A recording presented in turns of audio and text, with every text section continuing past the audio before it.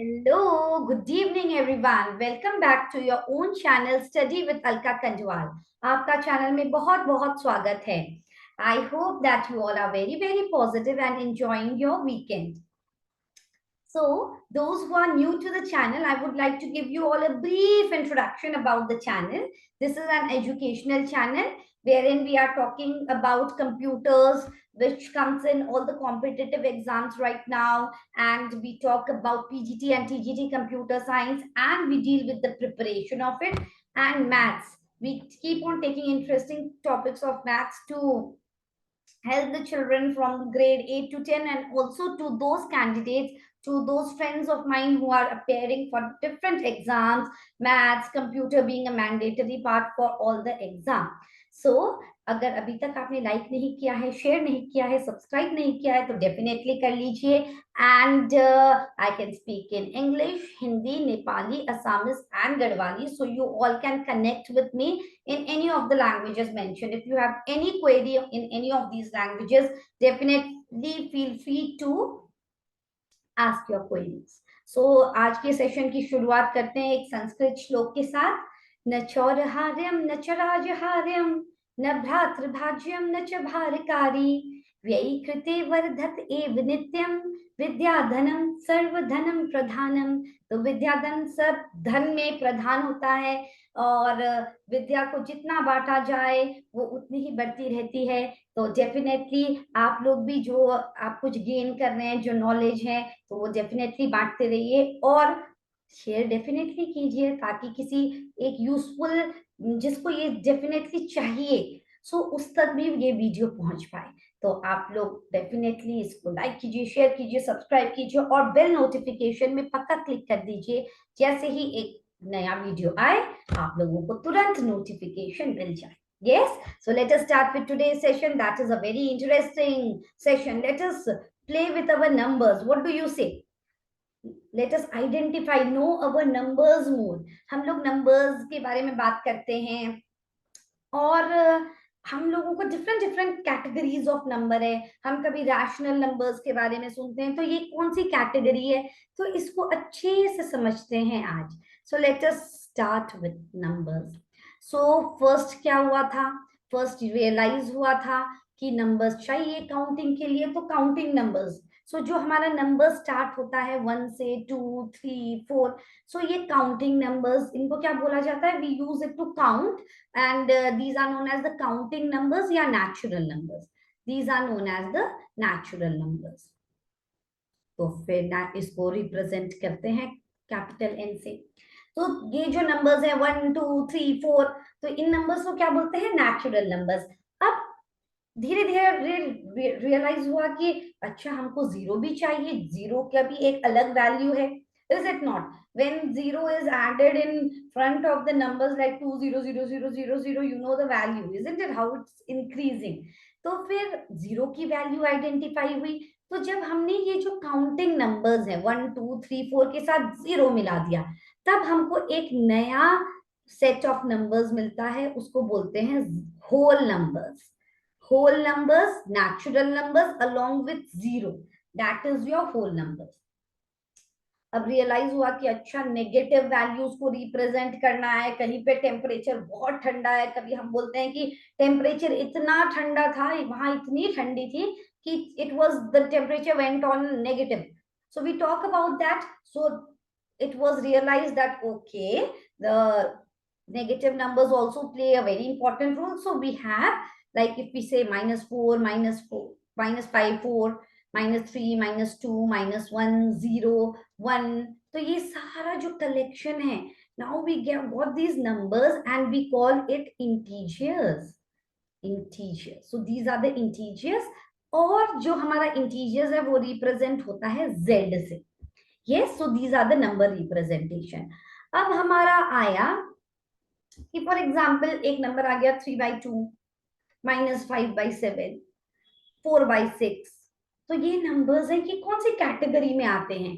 So these numbers, the number which are of the form of p/q. p/q मतलब उसके पास एक numerator है, उसके पास एक डिनोमिनेटर है, मगर एक कंडीशन है कि डिनोमिनेटर की वैल्यू जीरो नहीं हो सकती है. और जो न्यूमरेटर है और डिनोमिनेटर है वो इंटीजर्स हो सकते हैं। यस, तो आप लोग बोलेंगे ये तो फ्रैक्शन भी बोल सकते हैं। तो फ्रैक्शन में हम क्या देखते हैं, न्यूमरेटर डिनोमिनेटर दोनों क्या होते हैं, positive. The negative integers these, ये तो ऐसा नहीं होता। So that is why these -5/2, 4/6, whatever numbers are in the form of p by q, the value of the denominator should not be equal to 0, and p and q can be any integer. So that is the definition of rational numbers. और rational numbers को कैसे represent करते हैं, q से। Q is quotient, so Q से represent करते हैं rational numbers को। तो अभी हम लोगों को थोड़ी सी क्लैरिटी आ गई है कि रैशनल नंबर्स होते हैं in the form of P by Q, और Q को 0 नहीं होना चाहिए। P and Q can belong to the set of integers. Okay, हमने समझा ना अभी कि Z is representing the set of integers, so that is what is the brief concept of the rational numbers. अब जब हम लोग रैशनल नंबर्स के बारे में बात करते हैं, उसके साथ बहुत सारी प्रॉपर्टीज हैं, और सबसे इंपॉर्टेंट एक चीज है कि हम लोग ने सबको पता है कि नंबर लाइन क्या होता है। we know that 0 is in between, and then we are having the positive values to the right and then the negative values to the left, right? तो अगर मैंने आप लोगों को बोला, अगर मैंने आप लोगों को पूछा 5 एक रैशनल नंबर है, हाँ है, क्योंकि 5 को हम लोग 5/1 के फॉर्म में रिप्रेजेंट कर सकते हैं। It can be represented in the form of p by q, so yes it is a rational number. Yes, तो अगर मैंने आपको बोला ये 0 है, यहाँ पे पॉजिटिव वैल्यूज हैं, यहाँ पे नेगेटिव वैल्यूज है, तो मैंने अगर आप लोगों को बोला कि +5 को रिप्रेजेंट कर लो, तो आप लोग इक्वल डिस्टेंस लोगे 1 2 3 4 और 5। So this is very easy. If I tell -4 कैसे होगा, तो आप लोग this you will say -1, -2, -3 and -4. Yes. Now, if the question comes that we need to represent rational numbers on the number line, अब क्या करेंगे? अब क्वेश्चन आ गया 2/9 को रिप्रेजेंट कर लो नंबर लाइन में, अब क्या करें? क्योंकि 2 तो इजी था, 9 भी इजी था, मगर जब हम लोगों ने इन दोनों नंबर्स को मिला दिया in the form of p by q, now what to do? Yes, so first use a scale, make a number line properly. ठीक है, it is my free hand number line, okay, but you make sure that when you are doing it properly, scale pencil से अच्छे से आप लोग बनाना।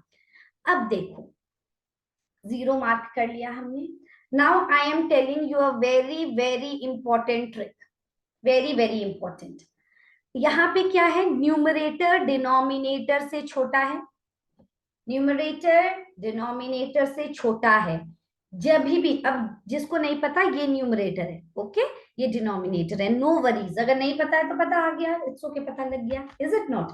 तो इधर numerator denominator से छोटा है, तो मतलब जो हमारा जिस भी सिचुएशन रैशनल नंबर्स में हमारा न्यूमरेटर छोटा होगा डिनोमिनेटर से, ये हमको श्योर है कि ये रैशनल नंबर 0 और 1 के बीच में है हमेशा। 2/9, 5/9, 4/15, ये सारे रैशनल नंबर्स ऐसे हैं जो कि 0 और 1 के बीच में। फाइन, अब हमारा नेक्स्ट स्टेप क्या है, ये तो हम लोग क्लियर है। अब हम लोग डिनोमिनेटर पे ध्यान देंगे।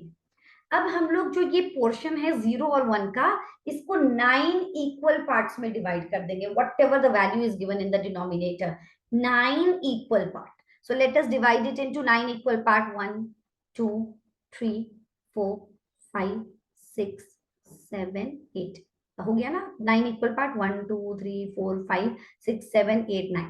yes, so it has been divided into 9 equal part। तो जो फर्स्ट पार्ट है वो है 1/9, ठीक है, ये है 1/9। अब हमको क्या लोकेट करना है, 2/9। हम ये ऐसे लोकेट करेंगे, a 2/9, ये 3/9 है, 4/9 है, 5/9 है, 6/9 है, 7/9 है, 8/9, ये 9/9 मतलब 1। तो 2/9 हमको आ गया। अगर क्वेश्चन में आया होता कि -2/9, सो नो प्रॉब्लम। अगेन अगर माइनस है तो हमारा जो भी वैल्यू है वो किधर लाई कर रहा है, 0 और -1 के बीच में। इसको कितने पार्ट्स में आप लोग फिर डिवाइड कर लो, 9 इक्वल पार्ट में, 1 2 3 4 5 6 7 8, 9 इक्वल पार्ट, ये -1/9 हो गया, ये वाला जो पोर्शन है ये -2/9 हो गया। तो आई होप कि जब भी आपके पास ऐसा नंबर आ गया जिसमें न्यूमरेटर डिनोमिनेटर से छोटा है, तो I think you all will be like a pro in solving this type of question. Yes, tell me, do comment in the chat box, fine, and do motivate me. अब दूसरा situation है। now what is the different other situation, some of you might have started thinking, अभी तो numerator less than denominator है case one, तो ये तो easy था। अब क्या होगा अगर न्यूमरेटर डिनोमिनेटर से बड़ा है? What do we do in that case? It was 2/9, so let us do 9/2। अब क्या होगा? Now what do we do? Now again the first step is very very important. Now let us convert it in the form of mixed fraction. तो ये मैं ऐसे लिख सकती हूँ 2 4 8, रिमाइंडर इज 1, तो इसको मैं ऐसे लिख सकती हूँ 4 1/2। Okay, 4 1/2। Now what does that mean? कि जो हमारा 9/2 है वो 4 और 5 के बीच में है।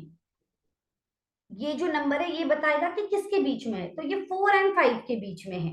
हमको कितने इक्वल पोर्शन में डिवाइड करना है? फिर से हम ये फ्रैक्शनल पार्ट देखेंगे, तो ये 2 इक्वल पार्ट में डिवाइड करना है, 1 2, और ये जो बीच वाला पार्ट है वो 4 1/2। as it is, it's very easy peasy lemon squeezy, what do you say? So let us do one more question. Let us take 28/3। अब क्या करें? तो कन्वर्ट करते हैं पहले। 3 28, 3 9 27, and remainder comes out to be 1, तो इसको हम लिख देंगे 9 1/3। तो ये जो हमारा 28/3 है वो है 9 और 10 के बीच में। अब इसको हम इक्वल 3 पार्ट्स में डिवाइड कर देते हैं, 1 2 3, तो ये 9, ये आ गया हमारा 9 1/3, ये 9 2/3 है, और ये 9 3/3 है, बस। So that is the logic. Is it fine? So that is the value. So this is the value. So जब भी हमारा numerator less than denominator, no problem between 0 and 1। जब हमारा न्यूमरेटर बड़ा है, yes, तो हम क्या करेंगे? Tell me what we will do. That we will convert it into mixed fraction and then we go with the flow that 9 1/3। जो fractional part है इसी से हम लोग डिवाइड करेंगे कि कितने पार्ट्स में डिवाइड करना है। जो बस हमारा ये जो पार्ट है ये हमको बता रहा है कि किसके बीच में है।